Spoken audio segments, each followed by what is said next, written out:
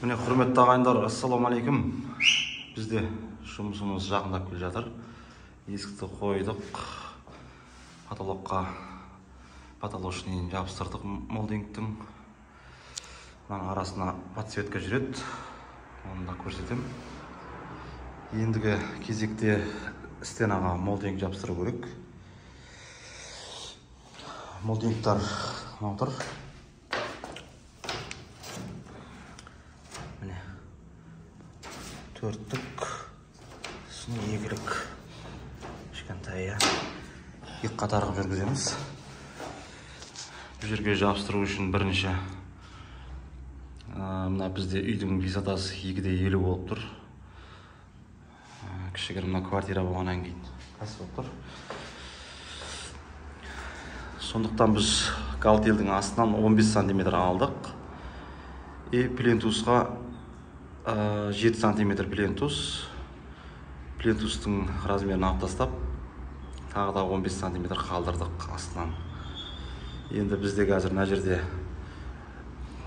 жерден екі бұлай түседі, екі кішкентай. Ортадан бұлай целый дәу қыламыз үлкен. Одан екі кішкентай екі шетке түседі тағы да. Қазір стена шкуркімен тұр. Шкуркілеп қойғанбыз стенаны. Сосын міне Алинаның грунтовкасы. Бұл жерде қымбат грунтовка, не обязательно керек емес. Алина жетеді. 3,5 теңге ма тұрады бір банкасы. Осыны грунтовка жасайсыз. Сосын фиништауға болмайды дейді. Фиништау керек обязательно стенаны. Ертең жонып кетеді, гладқа жабыстырып әбір жатады біреулер. Ондай керек емес. Фиништау керек.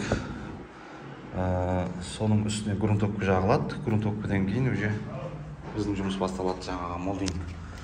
Қазір мына жерден меткілер беріп шықтық.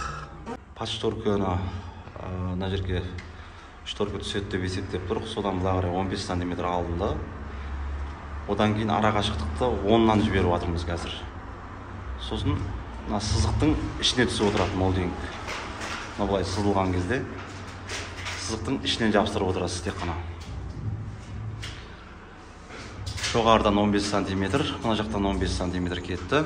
Сосын мынаның ара қашықтығын светке туырладық. Розеткеге. Міне. Мына жер ондық, мынау конечные. Одан 15 см алынады. Тағы сызық түседі бұлай 10 см-на екеуінің арасы. Жабыстыратын клей. Міне супер мастика радуга.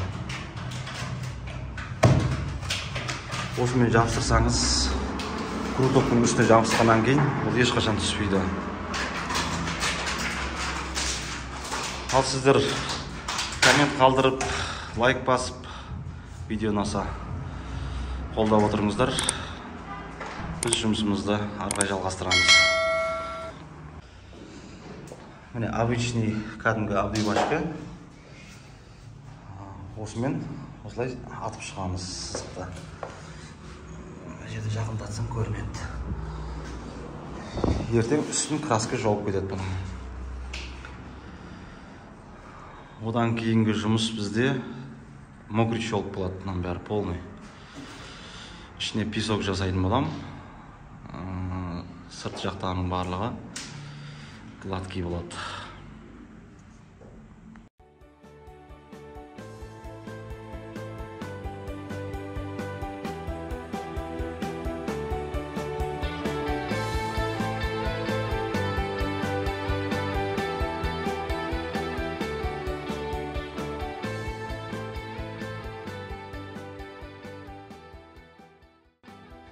Міне қазір бізде сызылып болды.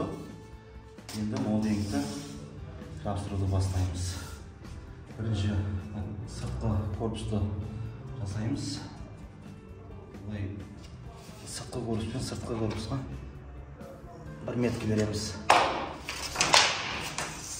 Молдингтің доғал жағы, үлкен жағы сыртына қарайды бұл. Енді стуслаға апарып кесеміз.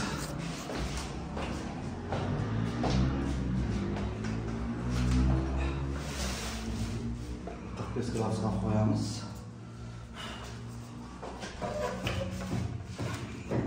қайтасын меткін алдыр. Осыған былай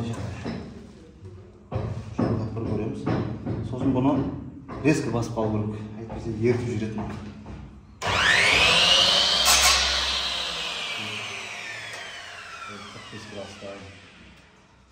Осылай дайындап аламыз да, одан кейін клейді жағамыз супермастикан. Ол жабыстырып кете береміз. Супермастиканы осылай аламыз. Шетіне осылай жабыстырамыз. Көп емес. Басаған кезде шетіне шығатындай қылып жағу керек. Көп жағылған керек.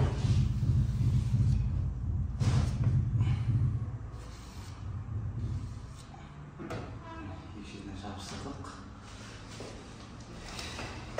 Бізде қатесіздік. Екіншіне бастаймыз.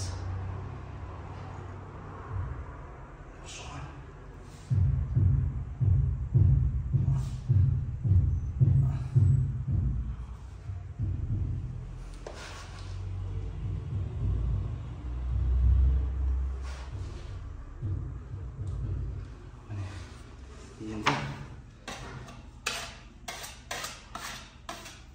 лажы болса осындай бестік кішкентай шығару керек.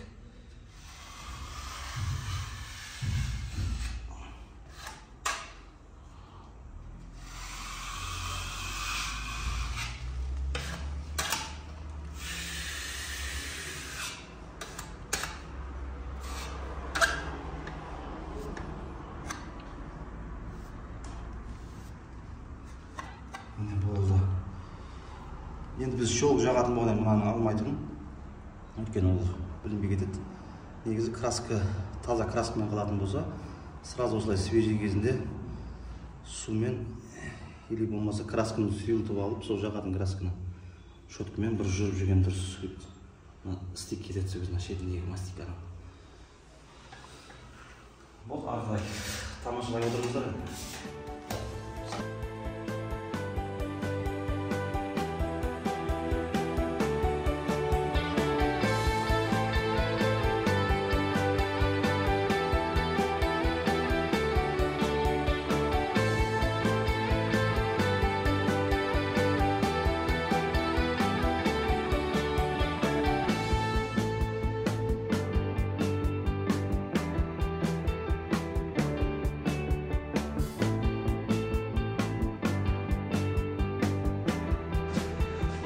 Ағайындар, мына жерде молдингтің барлығы жабысып бітті.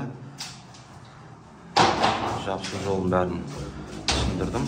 Оған тағы да бір қайталап өтетін болсам, гладтың үстіне жабыстырудың керегі жоқ.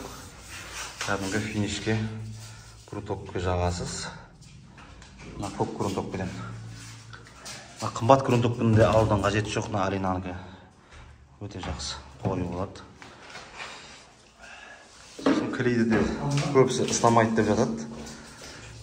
Бұл стенадан болады. Основной клейден болмайды. Клей деген ол қандай клей жабыстырсаңыз да ол мықты жабысып қалады.